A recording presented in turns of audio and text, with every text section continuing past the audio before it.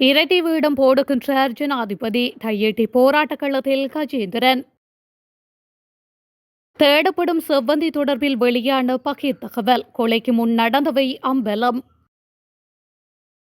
தென்னகோனை பதவி நீக்க நாடாளுமன்றத்தால் முடியாது. கம்மன்பில தெரிவிப்பு. கொழும்பில் நேற்றிரவு ரணிலுக்கு வழங்கப்பட்ட விருந்து. IMFின் தேவைக்காக தயாரிக்கப்பட்டுள்ள பட்ஜெட் சாடும் நாமல். இன்ஸ்டாகிராம் களியாட்ட விருந்தில் கலந்து கொண்ட 57 இளைஞர் யுவதிகள் அதிரடி கைது. அதிரடியாக இடமாற்றப்பட்ட காவல்துறை உயர் அதிகாரிகள். நிகழ்நிலை மோசடிக்கு ஆளாக்கும் மக்கள். மத்திய வங்கி ஆளுநர் கவலை. நீதிமன்றத்தின் உத்தரவு நடைமுறையில் இருக்கும் நிலையிலும் நீதிமன்றத்தில் விசாரணைகள் இடம்பெற்றுக் கொண்டிருக்கும் நிலையிலும் தேசப்பந்து தென்னகோனை போலீஸ் மா அதிபர் பதவியிலிருந்து நீக்குவது குறித்து நாடாளுமன்றத்தால் எந்தொரு தீர்மானத்தையும் எடுக்க முடியாது என முன்னாள் அமைச்சர் உதய கம்மன்பில தெரிவித்துள்ளார். இது தொடர்பில் ஊடகங்களிடம் அவர் மேலும் கூறுகையில், போலீஸ் மா அதிபர் பதவியிலிருந்து தேசப்பந்து தென்னகோனை நீக்குவதற்கான யோசனை நாடாளுமன்றத்தில் சமர்ப்பிக்கப்பட உள்ளது என்று செய்திகள் வெளியாகியுள்ளன. ஆனால் அது தவறான தகவலாகும். அவ்வாறு தேசப்பந்து தென்னகோனை தற்போது போலீஸ் மா அதிபர் பதவியில் இருந்து நீக்க முடியாது. தற்போது நாட்டில் நீதிமன்ற தடை உத்தரவுக்கு உள்ளாகியுள்ள போலீஸ் மா அதிபருடன் பதில் போலீஸ் மா அதிபர் ஒருவரும் இருக்கின்றார்.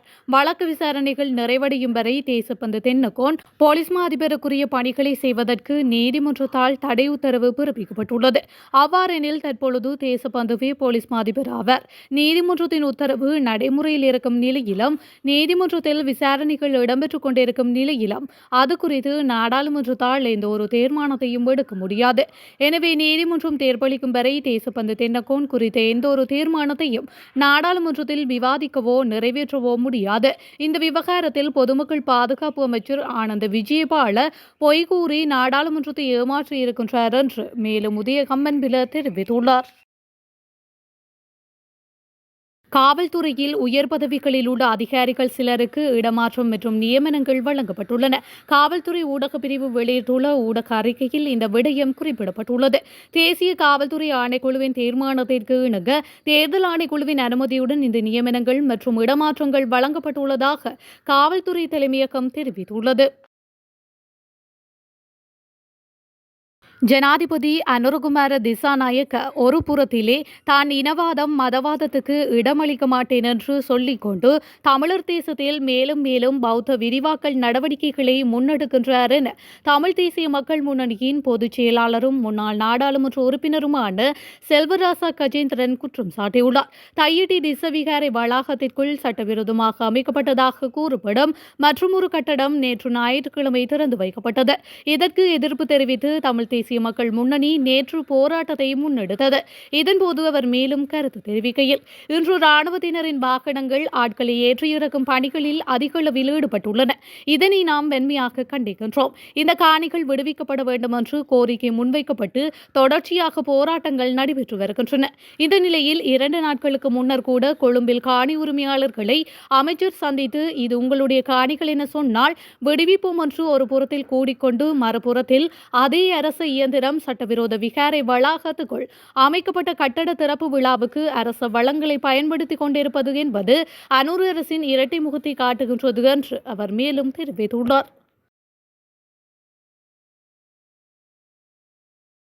கனேமுல சஞ்சீவ கொலை செய்யப்படுவதற்கு 2 நாட்களுக்கு முன்பு துப்பாக்கி சூடு நடாத்திய கமாண்டோ சமீந்துவம் செவ்வந்தியும் ஒத்திகை பார்த்துள்ளமை விசாரணை மூலம் தெரியவந்துள்ளது. சந்தேக நபர்களான இருவரும் சம்பவத்திற்கு 2 நாட்களுக்கு முன்னர் நீதிமன்றத்திற்கு சென்று ஒத்திகை பார்த்து திட்டத்தை ஒழுங்கமைத்ததாக கொழும்பு குற்றப்பிரிவை சேர்ந்த சிரேஷ்ட போலீஸ் அதிகாரி ஒருவர் தெரிவித்துள்ளார். இது தொடர்பான தகவலை தற்போது தடுப்பு காவலில் உள்ள மட்டக்குழிய பகுதியைச் சேர்ந்த சந்தேக நபர் ஒருவர் போலீஸ் அதிகாரிகளுக்கு தகவல் வழங்கியுள்ளார். குறித்த நபரே அவர்கள் இருவரையும் நீதிமன்ற அறையை காட்டுவதற்கு முன்வந்ததாக போலீசார் தெரிவித்துள்ளனர். மேலும் நீதிமன்ற அறையை காட்ட முன்வந்ததற்காக செவ்வந்தியிடமிருந்து 2000 ரூபாய் பெற்றதாகவும் அவர் போலீசாரிடம் குறிப்பிட்டுள்ளார். நீதிமன்ற அறையை காட்டிய பிறகு துப்பாக்கி சூடு நடாத்தியவரும் செவ்வந்தியும் துப்பாக்கி சூடு நடாத்திய பின்னர் பாதுகாப்பு அதிகாரிகள் எடுக்கும் முடிவுகள் உட்பட இருவரும் நடித்து ஒத்திகை பார்த்துள்ளதாகவும் தெரியவந்துள்ளது. இலங்கைக்கான சீன தூதர் ஹுய் ஜின்ஹாங் கொழும்பில் ரணில் விக்ரமசிங்கவுக்கு இரவு விருந்தளித்துள்ளார். முன்னாள் ஜனாதிபதி ரணில் விக்ரமசிங்கவின் பிறந்த நாளை முன்னிட்டு இந்த விருந்து வழங்கப்பட்டதாக தெரிவிக்கப்பட்டுள்ளது. இதன்போது முன்னாள் முதல் பெண்மணி பேராசிரியர் மைத்ரி விக்ரமசிங்கவும் இந்த நிகழ்வில் கலந்து கொண்டுள்ளார். முன்னாள் ஜனாதிபதி ரணில் விக்ரமசிங்க தனது 76வது பிறந்த நாளை இன்று கொண்டாடுகின்றார். 1949ஆம் ஆண்டு மார்ச் மாதம் 24ஆம் தேதி பிறந்த ரணில் விக்ரமசிங்க இலங்கையின் 8வது நிறைவேற்று அதிகாரம் கொண்ட ஜனாதிபதியாகவும் 5 தடவைகள் பிரதமராகவும் ஐக்கிய தேசிய கட்சியின் தலைவராகவும் இலங்கை அரசியலில் தனக்கென ஓர் தனி அடையாளத்தை பதித்துள்ளமை குறிப்பிடத்தக்க விடயமாகும்.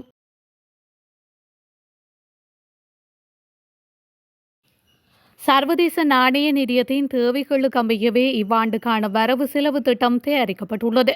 மாறாக நாட்டில் உள்ள எந்த ஒரு பிரதான பிரச்சினைக்கும் அதில் தேர்வுகள் முன்வைக்கப்படவில்லை என ஸ்ரீலங்கா பொதுஜன பெரமுனவின் தேசிய அமைப்பாளரும் நாடாளுமன்ற உறுப்பினருமான நாமல் ராஜபக்ஷ தெரிவித்துள்ளார்.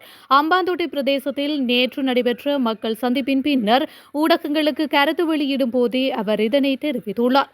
மேலும் அவர் குறிப்பிடுகையில், வரவு செலவு திட்டத்துக்கு எதிராகவே நாம் வாக்களித்தோம். அதில் உள்ள வேலை திட்டங்களை நடைமுறைப்படுத்துவது நடைமுறை சாத்தியமானதா என்பது சந்தேகக்கிடமானது. வரி வருமானம் மற்றும் கடன் பெறுவதை தவிர அரசிடம் வேறு எந்த மாற்று திட்டமும் இல்லை. மாறாக முற்றுமுழுதாக சர்வதேச நாணய நிதியத்தின் தேவைக்கமையவே இந்த வரவு செலவு திட்டம் தயாரிக்கப்பட்டிருக்கின்றது. அரசு நிர்வாகம் தொடர்பில் அரசு இன்னும் அவதானத்துடன் செயற்பட வேண்டும். அரசில் உள்ள அமைச்சர்களுக்கு நாடாளுமன்றத்திற்குள் பொய் கூறும் உரிமை நீக்கப்பட வேண்டும். நாடாளுமன்றத்தில் தனிநபர் பிரேரணையாக இதற்கான யோசனையையும் முன்வைப்பதற்கு நாம் தயாராக இருக்கின்றோம் என்று அவர் மேலும் தெரிவித்துள்ளார். கம்பகா பமுடுகம உஸ்வெட்டகேயா பகுதியில் இடம்பெற்ற சட்டவிரோத போதைப்பொருள் விருந்தில் இடம்பெற்ற சுற்றிவளைப்பில் 57 பேர் கைது செய்யப்பட்டுள்ளதாக போலீசார் தெரிவித்துள்ளனர். உஸ்வெட்டகேயா பகுதியில் உள்ள ஹோட்டலில் நேற்று இரவு இன்ஸ்டாகிராம் மூலம் சட்டவிரோத போதைப் பொருட்களை பயன்படுத்தி விருந்து நடாத்தப்படுவதாக போலீசாருக்கு ரகசிய தகவல் ஒன்று கிடைத்துள்ளது. இதனைத் தொடர்ந்து அங்கு நடாத்தப்பட்ட சோதனையில் குறித்த கைது இடம்பெற்றுள்ளது. அதன்படி இந்த விருந்தில் கலந்து கொண்ட இளைஞர்கள் மற்றும் ஐஸ் மற்றும் கஞ்சா போதைப் பொருட்களை பயன்படுத்தியுள்ளதாகவும் மேலும் ஐஸ் மற்றும் கேரள கஞ்சாவுடன் 16 சந்தேக நபர்கள் கைது செய்யப்பட்டுள்ளதாகவும் தெரிவிக்கப்படுகின்றது. மேலும் குறித்த சுற்றிவளைப்பில் 7 பெண் சந்தேக நபர்களையும் 34 ஆண் சந்தேக நபர்களையும் போலீசார் கைது செய்துள்ளனர். விருந்தில் நடைபெற்ற ஹோட்டலின் உரிமையாளர் 3 கிராம் 200 மில்லிகிராம் ஐஸ் என்ற போதைப் பொருளுடன் கைது செய்யப்பட்டுள்ளார். கைது செய்யப்பட்ட சந்தேக நபர்கள் 18 முதல் 35 வயதிற்குட்பட்டவர்கள் என்றும் கொழும்பு புறநகர் பகுதியில் வசிப்பவர்கள் என்றும் தெரிவிக்கப்பட்டுள்ளது. மக்களிடையே நிதி கல்வியறிவு போதுமானதாக இல்லாததன் காரணமாக அவர்கள் நிகழ்நிலை மோசடிக்கு ஆளாகும் நிலைமை அதிகரித்துள்ளதாக மத்திய வங்கி ஆளுநர் நந்தலால் வீரசிங்க தெரிவித்துள்ளார். நுவரெலியா மாவட்டத்தில் டிஜிட்டல் கொடுப்பனவுகள் ஊக்குவிப்பு பிரசாரத்தில் உரையாற்றும் போதே அவர் இதனை குறிப்பிட்டுள்ளார். அத்துடன் வங்கிகள் மற்றும் நிதி நிறுவனங்கள் வழங்கும் புதிய தொழில்நுட்ப சேவைகள் குறித்து பொதுமக்களை விழிப்புணர்வுடன் செயற்படுமாறும் மத்திய வங்கி ஆளுநர் தெரிவித்துள்ளார். நிதி கொடுக்கல் வாங்கல் செயற்பாடுகளின் போது தாள்கள் நாணயத்தினை எடுத்து செல்வதை விட டிஜிட்டல் முறைமையினை பயன்படுத்துவது இலகுவானதாகும் எனவும் மத்திய வங்கி ஆளுநர் நந்தலால் வீரசிங்க இதன்போது குறிப்பிட்டுள்ளார்.